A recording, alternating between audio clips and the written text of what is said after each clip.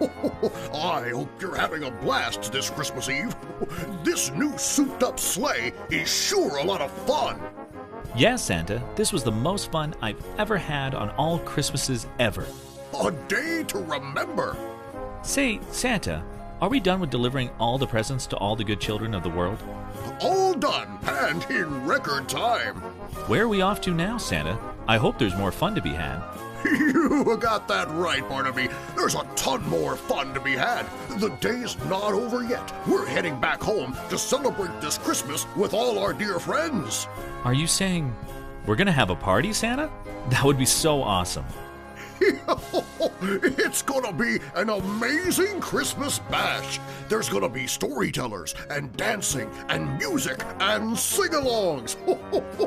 That sounds like a total fun time, Santa. A great time indeed. Well, what are we waiting for? Off to the festivities we go.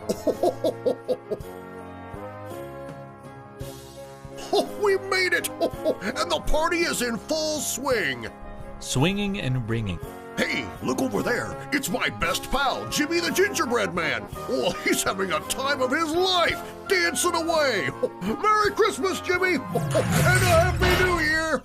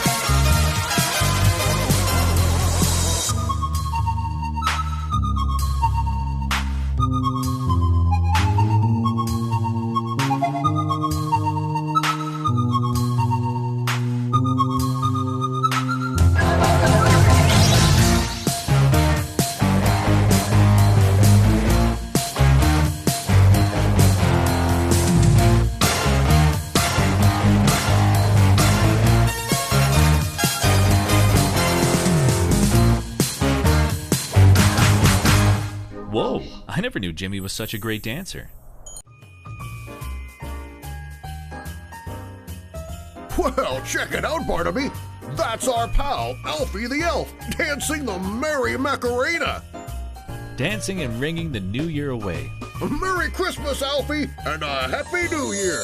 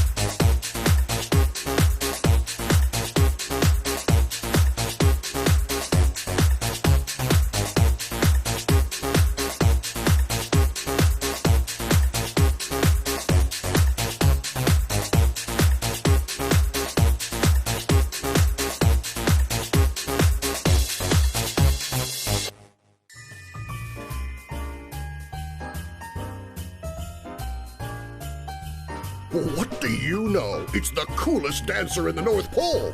Hey, it's Nutty the Nutcracker. He's nuts and nuttier, but what a dancer. Merry Christmas, Nutty, and a Happy New Year to you.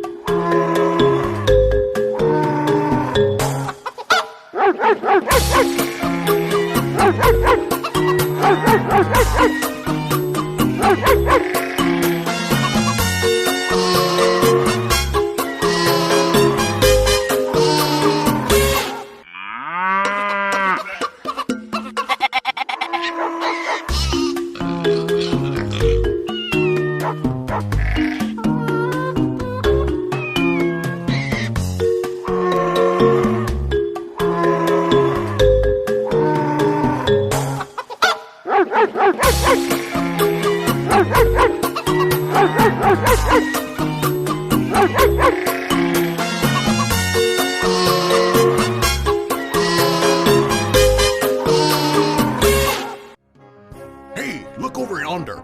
It's Slinky the baby squirrel dancing up a squirrel of a storm. Merry Christmas, Slinky!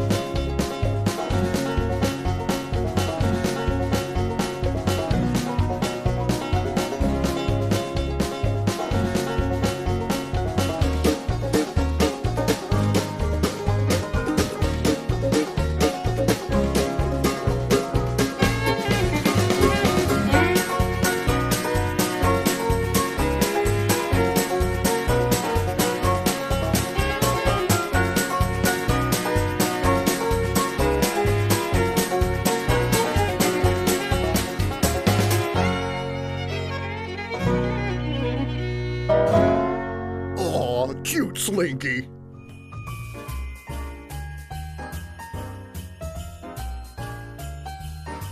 Hey, Barnaby, what do you say we go and listen to an amazing Christmas story?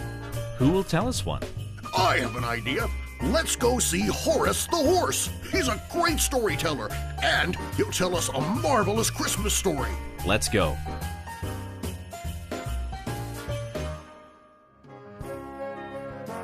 Hey, Horace! Horace. We're here to listen to a great Christmas story. Yeah, we hear you're an amazing storyteller. Will you tell us one? My pleasure, Santa and Barnaby. I have a great story. Here is how it goes. Two little children were sitting by the fire one cold winter's night. All at once, they heard a timid knock at the door, and one ran to open it. There, outside in the cold and the darkness, stood a child with no shoes upon his feet, and clad in thin, ragged garments. He was shivering with cold, and he asked to come in and warm himself. "Yes, come," cried both the children. "You shall have our place by the fire. Come in." They drew the little stranger to their warm seat, and shared their supper with him, and gave him their bed, while they slept on a hard bench. In the night they were awakened by strains of sweet music, and looking out, they saw a band of children in shining garments approaching the house.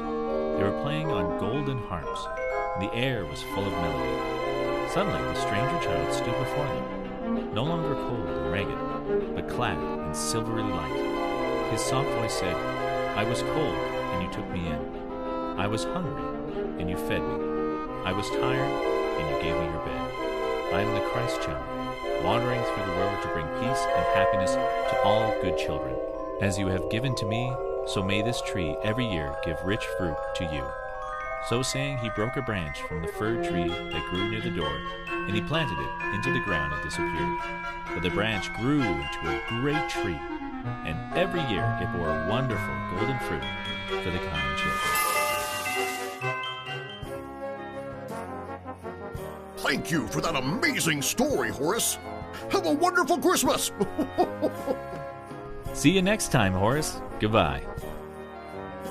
Oh, look over there! It's Benny the Beaver, having the time of his life, kicking up those webbed feet. Merry Christmas, Benny!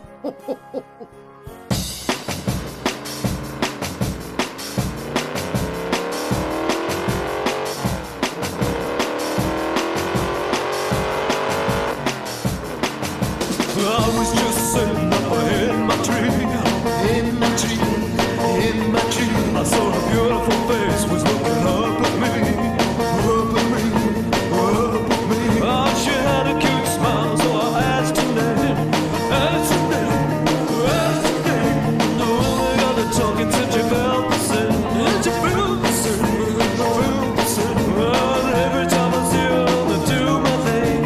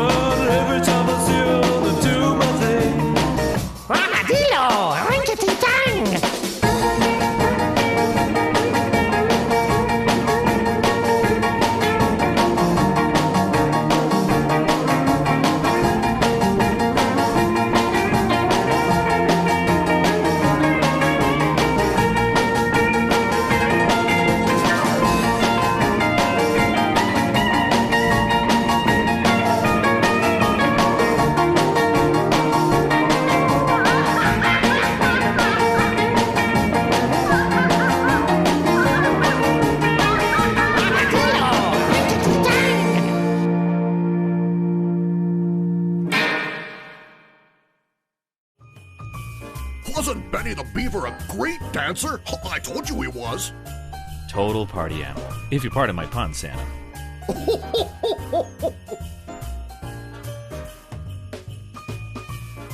All right, let's go. I hear the party is heating up at the Beehive. Bzz, I hear the buzzing of a good time. Who could it be but Betty the Bee? Oh, she's dancing the day away. Merry Christmas, Betty!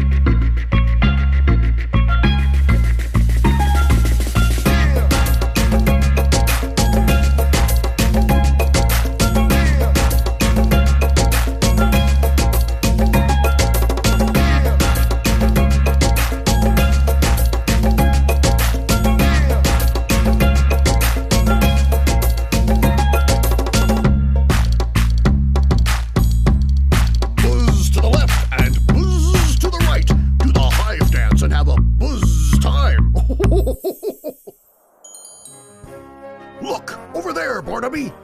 Who goes yonder? That's Danny Duck having a time. Look at those duck legs go. Merry Christmas, Danny.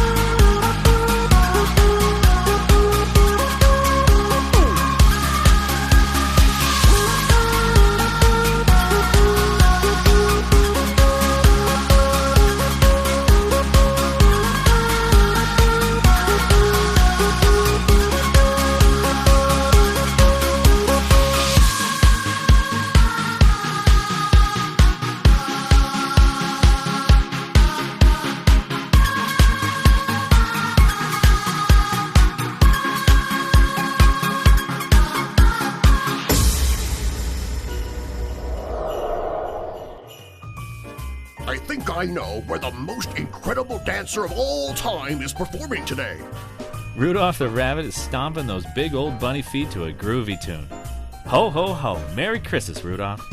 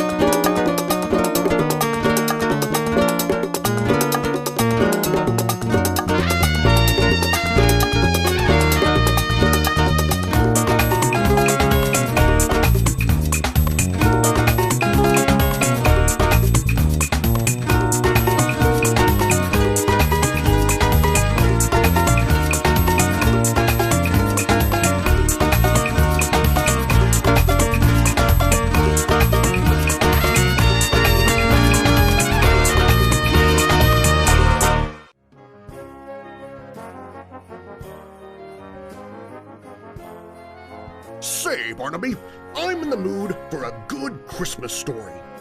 Oh yeah, me too. Who will tell us a great story, Santa? I know just the ruminant who can tell the most amazing stories. Who would that be? Let's go see Silky the Christmas cow. Silky the Christmas cow? I love her. She's the best storyteller in the world. Oh, indeed.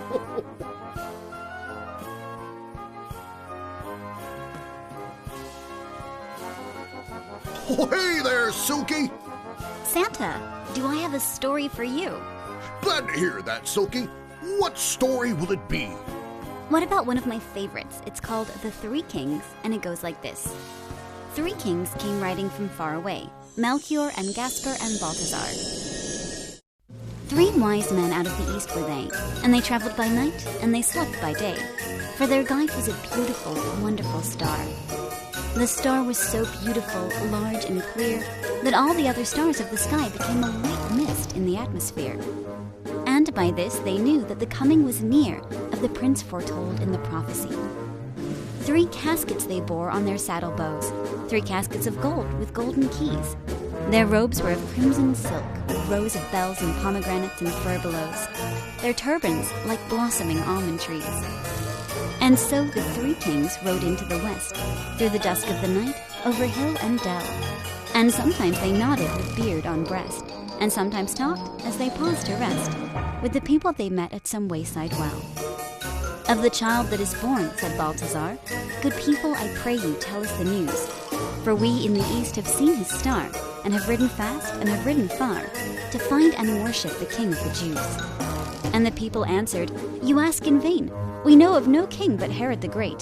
They thought the wise men were men insane, as they spurred in their horses across the plain, like riders in haste who cannot wait. And when they came to Jerusalem, Herod the Great, who had heard this thing, sent for the wise men and questioned them, and said, go down unto Bethlehem, and bring me tidings of this new king. So they rode away, and the star stood still, the only one in the gray of morn. Yet it stopped. It stood still of its own free will, right over Bethlehem on the hill, the city of David, where Christ was born. And the three kings rode through the gate and the guard, through the silent street, till their horses turned and neighed as they entered the great inn-yard.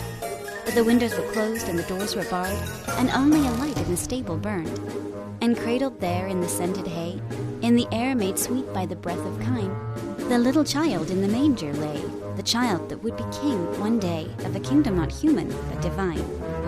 His mother, Mary of Nazareth, sat watching beside his place of rest, watching the even flow of his breath, for the joy of life and the terror of death were mingled together in her breast.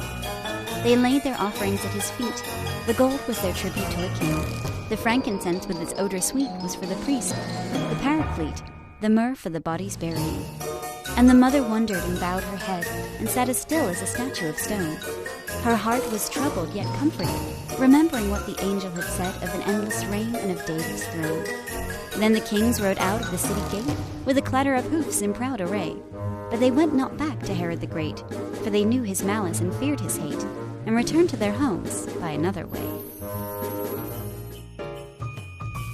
Thank you, Silky. That was a great Christmas story if I've ever heard one. It was indeed. Off we go!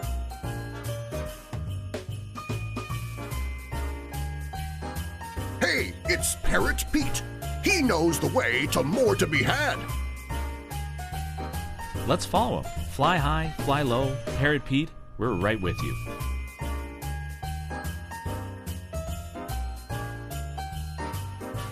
Hey, look over there, Barnaby. It's the Christmas sheep just jumping their little hooves off. Don't get too sleepy now, Christmas sheep. There's still more party to be had.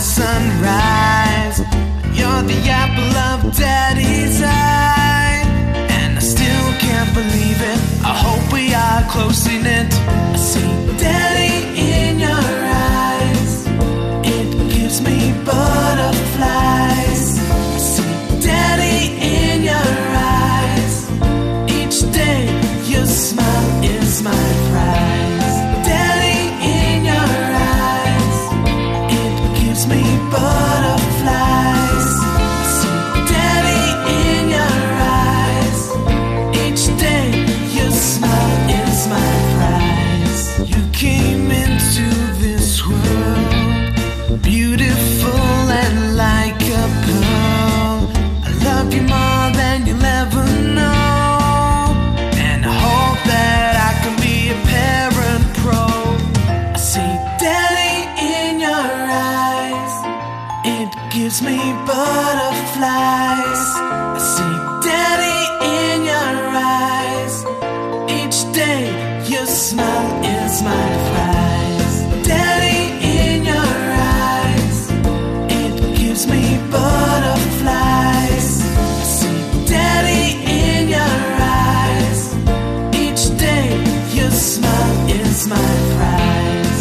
Daddy in your eyes, it gives me butterflies. I see Daddy in your eyes, each day your smile is my prize. Daddy in your eyes, gives me your smile is my prize. Daddy in your eyes, your smile is my prize.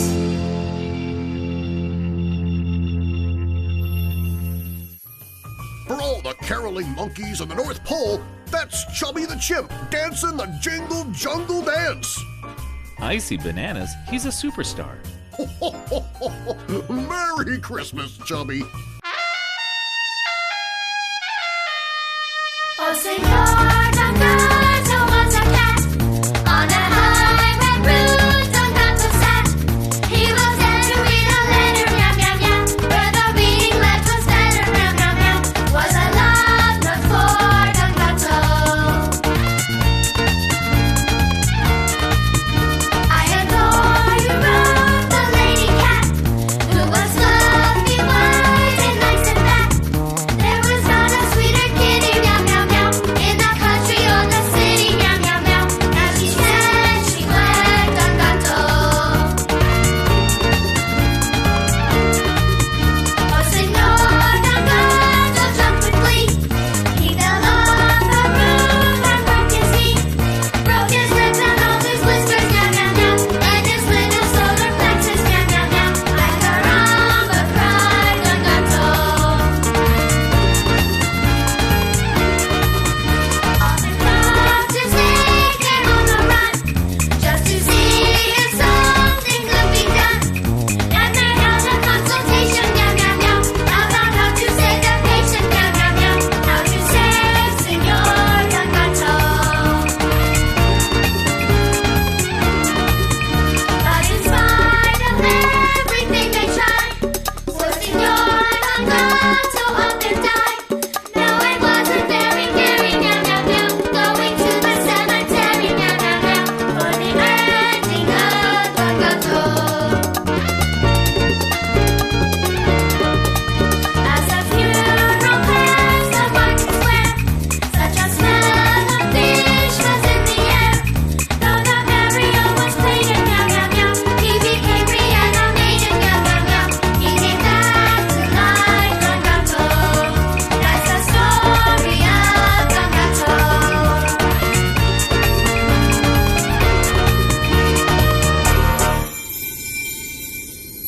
Hey, look over there. That's none other than... Camellia the crocodile tiptoeing her tail off.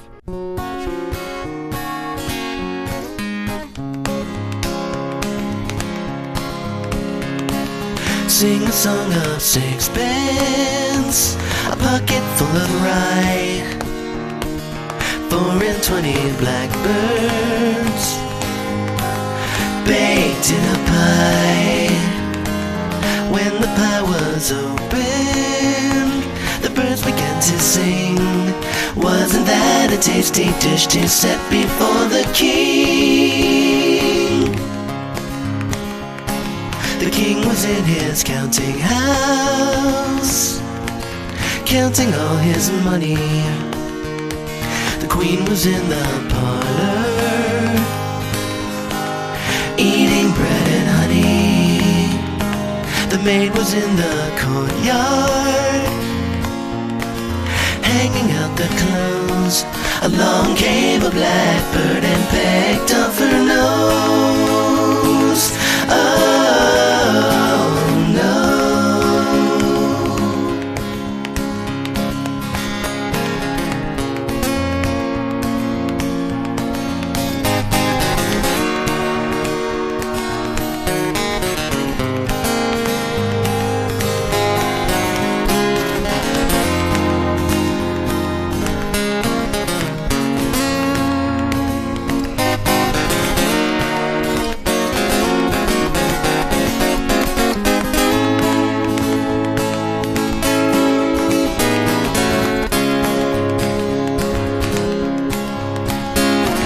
Sing a song of sixpence, a pocket full of rye, 4 and 20 blackbirds baked in a pie.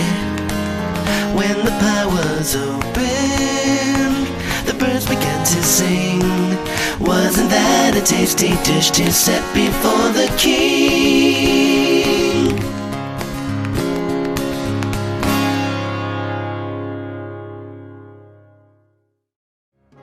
Barnaby, I think I spot Gary the gift box doing the holiday hula. He's having a good old time.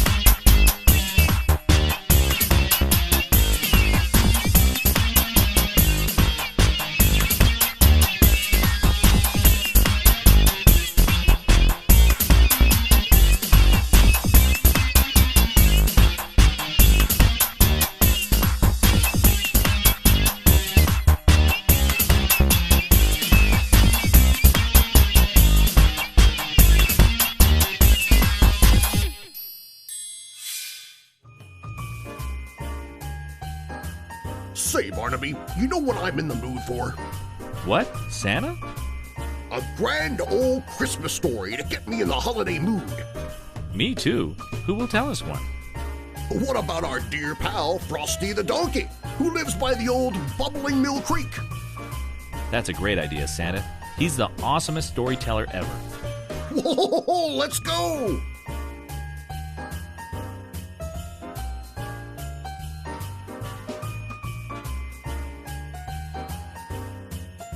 Hey, Frosty! How about you tell us one of your wonderful Christmas stories? Yeah, that would be great. By all means, fellas, I sure do have a story for you. Here is how it begins.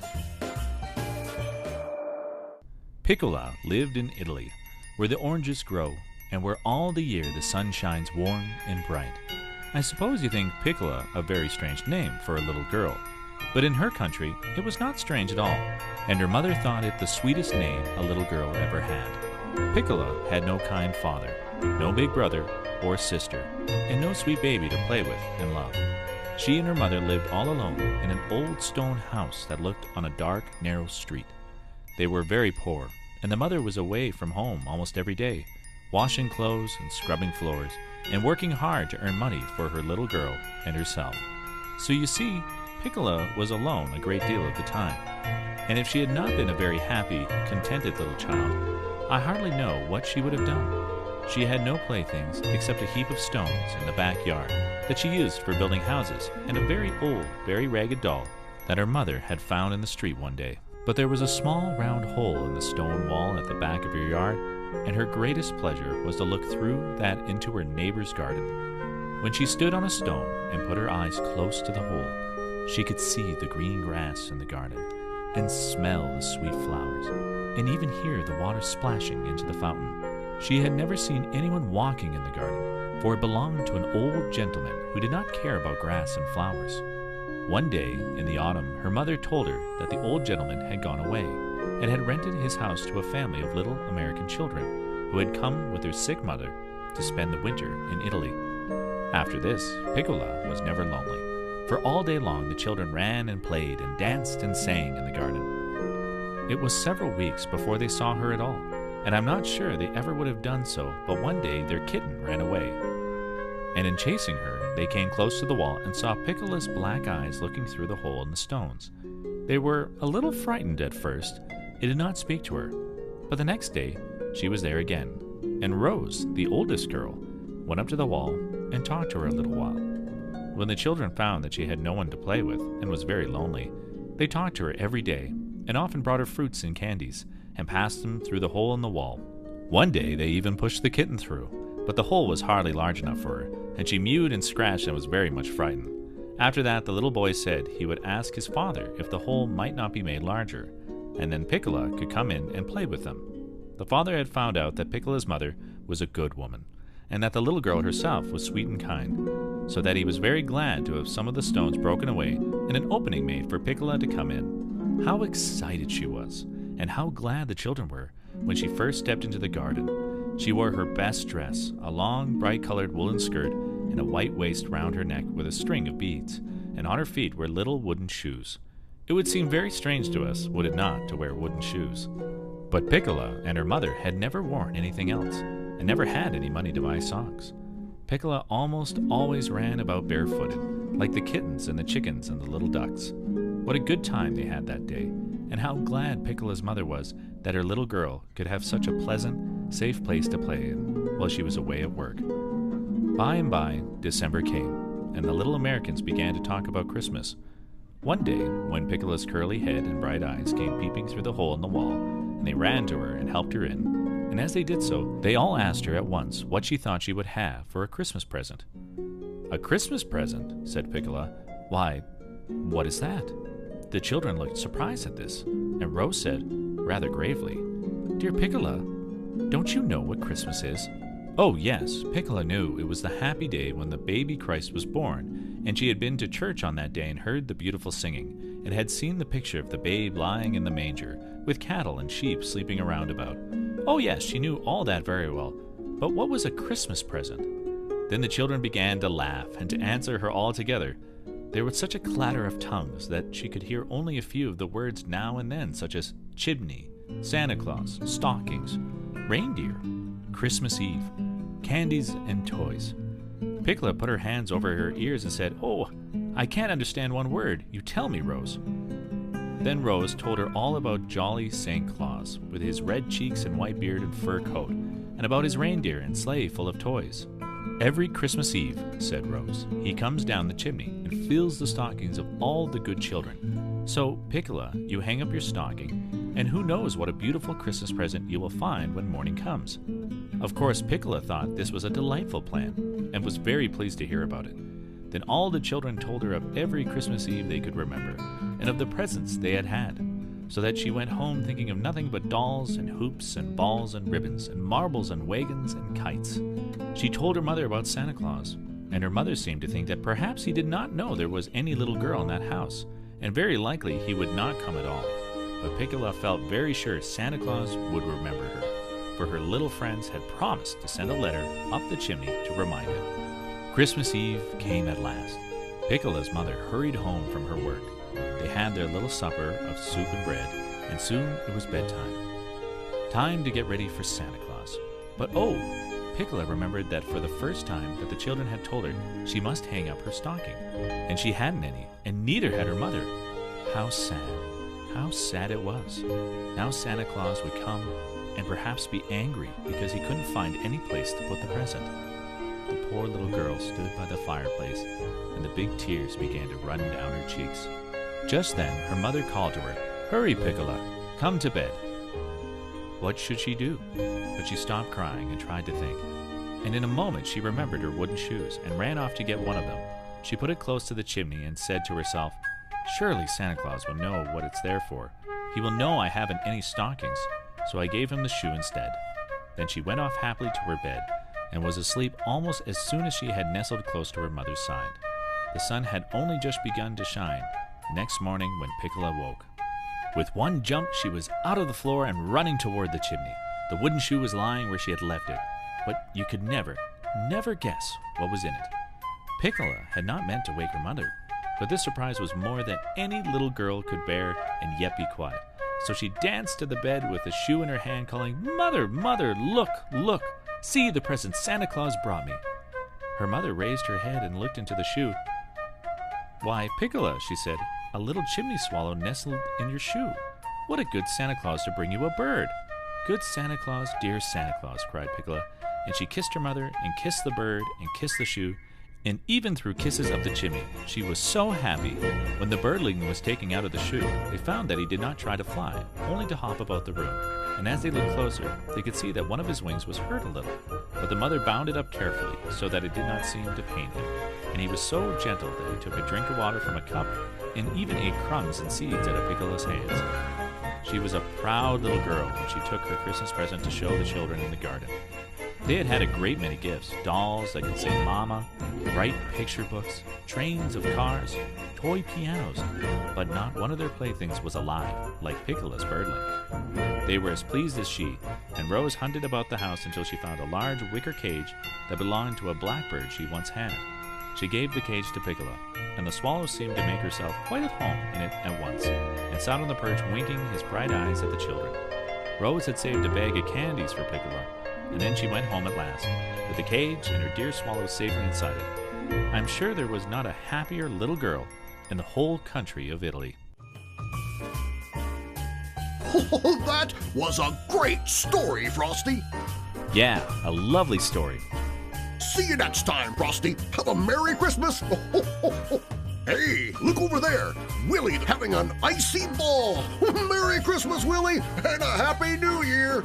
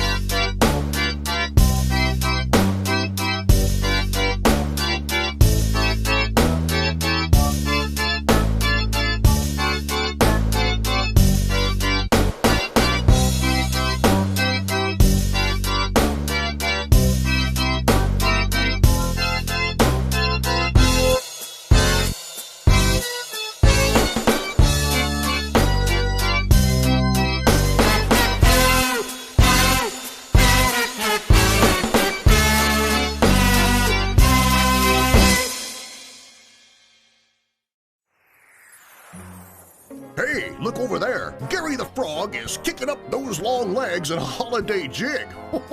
Merry Christmas, Gary, and a Happy New Year!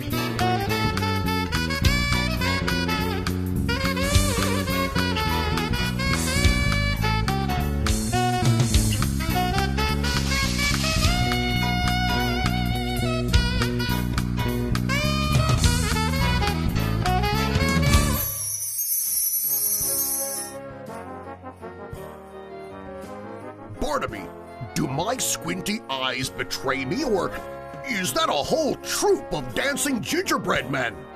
It's the Ginger Snapper Group. They're the best gingerbread dancing fellas in the whole world. Let's check them out! You betcha, they're enormous fun.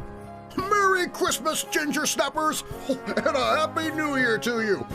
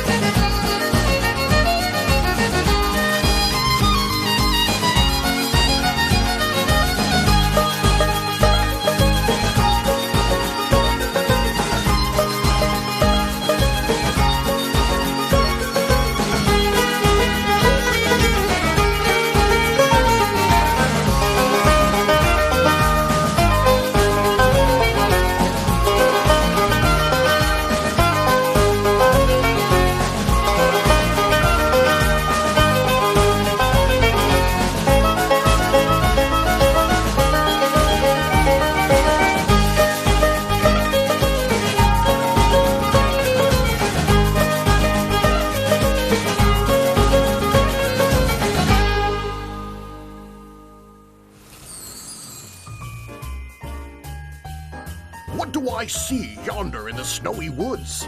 That's Theodore the teddy bear. He's having a holiday blast. Look at him go. Merry Christmas, Theodore, and a Happy New Year!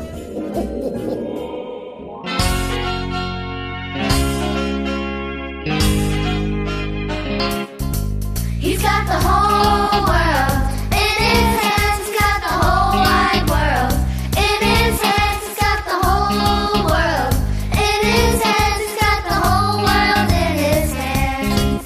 He's got my brothers and my sisters in his hands. He's got my brothers and my sisters in his hands. He's got my brothers and my sisters in his hands. He's got the whole world in his hands.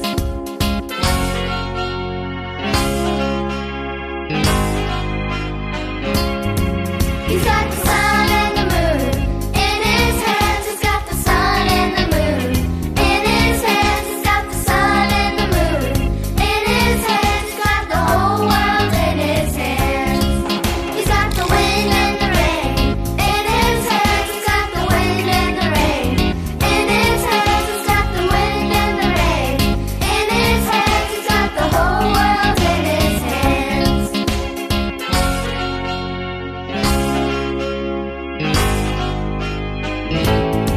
He's got the rivers and the oceans in his hands. He's got the rivers and the oceans in his hands. He's got the rivers and the oceans in his hands. He's got the whole world in his hands. He's got the whole world in his hands. He's got the whole wide world in his hands. He's got the whole world in his hands. He's got the whole world in his hands. He's got the whole world in his hands.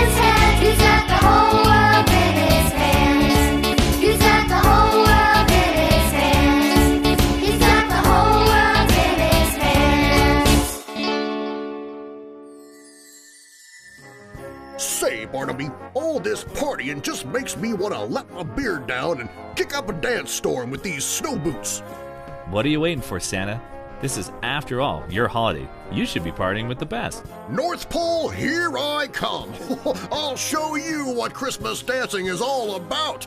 Let's go.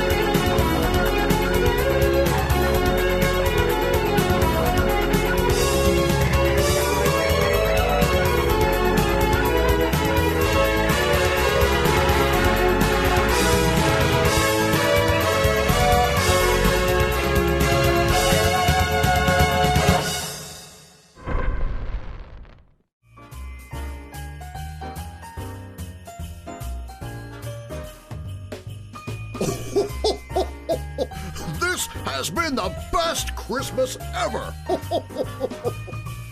A bash to remember. Merry Christmas and a Happy New Year.